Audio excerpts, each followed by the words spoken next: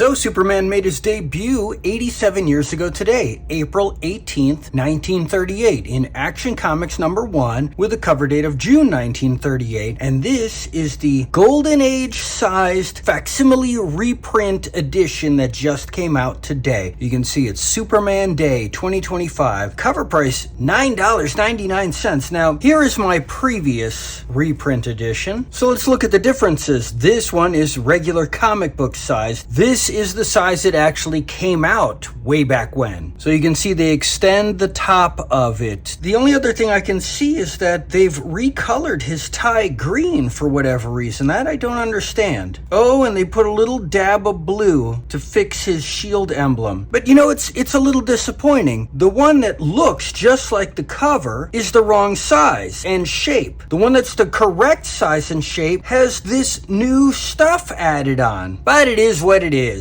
I don't know, you don't really need to go out and buy a $10 copy of this one that we already have. But I did. In fact, I got a lot of reprints of this stinking comic. So here is a modern comic book sized reprint of Superman issue 1. But Superman issue 1 reprinted the Superman story from Action Comics number 1 with some extra pages added. And we are getting a Golden Age sized reprint of this as well very soon this year. And you know me, I'll get that as well. I'm sure it'll look just like this, but with this junk slapped on it. Alright. And in an earlier video, in fact the first one in this playlist, I show my Superman Archives Volume 1, which was a reprint of Superman issues 1, 2, 3, and 4. And so, of course, it again has a reprint of that first story from Action Comics number 1. Ta-da! And as I've been covering in this playlist, these are the reprints of Action Comics numbers 1 through what? 25. And Superman issues 1 through 5 and the New York's World Fair Comics issue 1. And we've left off at issue 6. One last thing for Superman Day, my comic book store, and maybe yours as well, was giving out these free Superman comics. So we have Superman for All Seasons Special Edition, Book 1, All-Star Superman number 1 Special Edition, and Jimmy Olsen's Super Cyclopedia Special Edition. Includes a preview of the Superman graphic novel. So that's pretty nice. Having said that, let's pick up where we left off. So as you can see right off the bat, another non-Superman cover. We have not had Superman on the cover of Action Comics since issue 1. Has a cover date of November 1938, but this was released on October 31st, 1938, Halloween. 64 pages of thrilling adventure. And this is clearly for one of the other stories within, of which we do not have reprinted. We just have the Superman story by Jerry Siegel and Joe Shuster. The Amazing Adventures of the Strongest Man on Earth. Dedicated to assisting the helpless and oppressed is a mystery man named Superman. Possessing super strength, he can jump over a 10-story building, leap an eighth of a mile, run faster than an express train, lift tremendous weights, and crush steel in his bare hands. His amazing feats of strength become more apparent day after day. Day after day, alone on a hill. And here, of course, is his civilian guys, Clark Kent, meek ace reporter of the Daily Star, and we catch up with him on the day that the newspaper editor introduces him to Nick Williams, Superman's personal manager. What? Clark isn't buying it, but that's okay because Nick Williams is gonna prove it to him. He clicks on the radio just in time to hear the beginning of the brand new Superman radio program, brought to you by Crackles, your favorite energy-building breakfast food, which is interesting because the real-life Superman radio show, which would come out later, was hosted by Kellogg's Pep.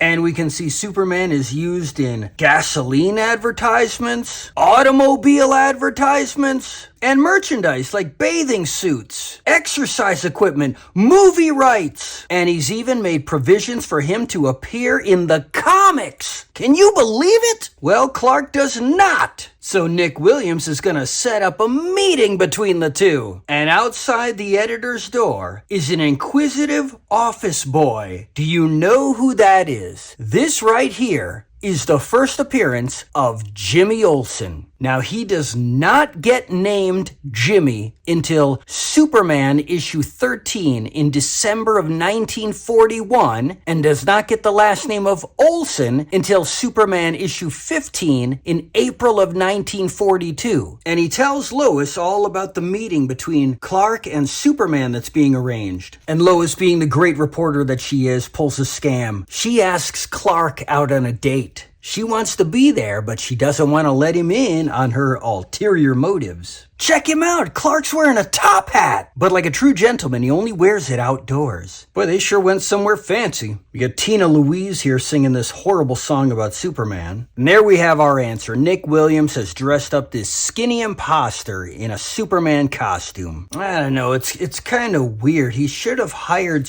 instead of just hiring an actor, he should have hired somebody that looked the part. I mean, he just needs to stand around and then get out of there. He doesn't really need to put on a performance. Oh, that's not right. Lois dropped a drug into Clark's drink, and he's immediately feeling sleepy. He must have seen what she did, and he's faking it. Exactly. I saw that coming a mile away. But that's okay. He wanted to turn into Superman and get away from Lois. For a second there, I thought that was him, but it's not. It's the imposter. Lois has gone in to see Superman. The real Superman is out the window. Nope, it's still the fake. Boy, they're fooling me. Huh. I guess they hired the right guy, didn't they? There we go. He's faking feats of strength, but Lois is not convinced in the least. Of course she wouldn't be. She's seen him up close. I mean, she'd know Superman's face even if he put on a pair of glasses. No, never mind. But that's it. She calls them on their hoax, so they just chuck her out the window to her death. Fortunately, the real Superman arrives just in the nick of time. Da-da-da-da! Ooh, he lost his cape for one panel. Wow, they can move faster than Superman. He'll soon fix that. Look at him squatting like a chimpanzee. Oh, that's pretty cool. He just rips the elevator doors open, hoists it up by its cable. But between here and here, I don't exactly know what happened. Fake Superman comes out, can't do anything to him but break his own hand. And Superman leaps through the air like Santa and his 8 tiny reindeer. And there we go. He deposits the criminals off at the police station. Lois doesn't want him to leave, and more adventures of Superman will appear in forthcoming issues. What the heck is he doing with his cape there? He's wearing it like Caesar? That is bizarre. And we're back to this goofy muscle training thing where you just clench your fists and move them around and you become as strong as Superman. And we'll leave it off there. Oh my gosh, he comes back on the cover with issue 7. Oh, I can't wait. See you next time.